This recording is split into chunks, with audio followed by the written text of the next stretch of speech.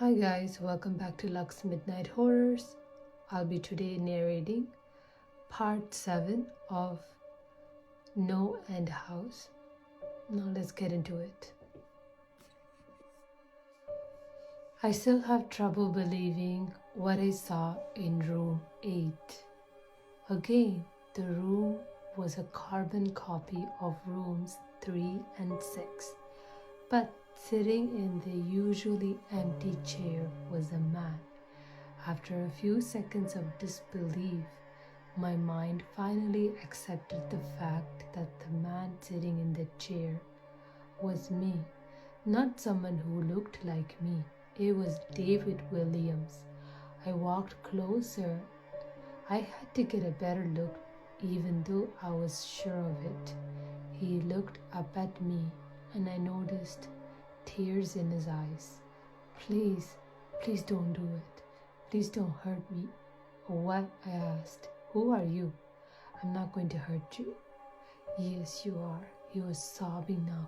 You're going to hurt me, and I don't want you to. He sat in the chair with his legs up and began rocking back and forth. It was actually pretty pathetic looking, especially since he was me, identical in every way. Listen, who are you? I was now only a few feet away from a doppelganger. It was the weirdest experience yet, standing there talking to myself. I wasn't scared, but I would be soon. Why are you? You're going to hurt me. You're going to hurt me. If you want to leave, you're going to hurt me. Why are you saying this? Just calm down, alright? Just try and figure this. And then I saw it. The David sitting down was wearing the same clothes as me, except for a small red patch on his shirt embroidered with the number 9. You're going to hurt me. You're going to hurt me. Don't, please. You're going to hurt me. My eyes didn't leave that small number on his chest. I knew exactly what it was. The first few doors were plain and simple, but after a while they got a little more ambiguous. 7 was scratched into the wall, but by my own hand. 8 was marked in blood above the bodies of my parents, but 9, this number was on a person, a living person. Worse still, it was on a person that looked exactly like me. David, I had to ask. Yes, you're going to hurt me. You're going to hurt me. He continued to sob and rock. He answered to David. He was me, right down to the voice. But that night, I paced around for a few minutes while he sobbed in his chair. The room had no door, and similarly to room 6, the door I came through was gone.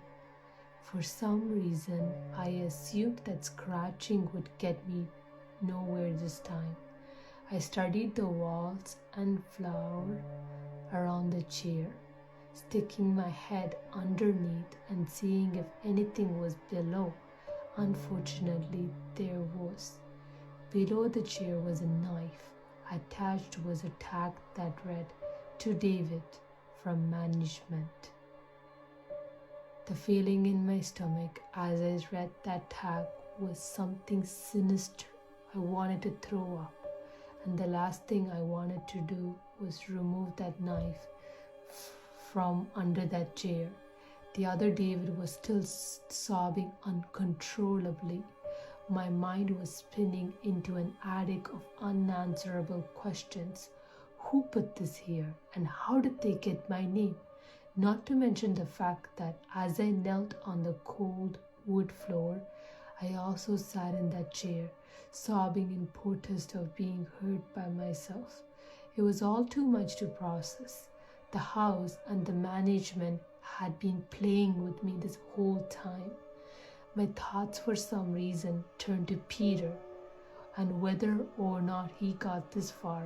If he did, if he met a Peter Terry sobbing in this very chair, rocking back and forth.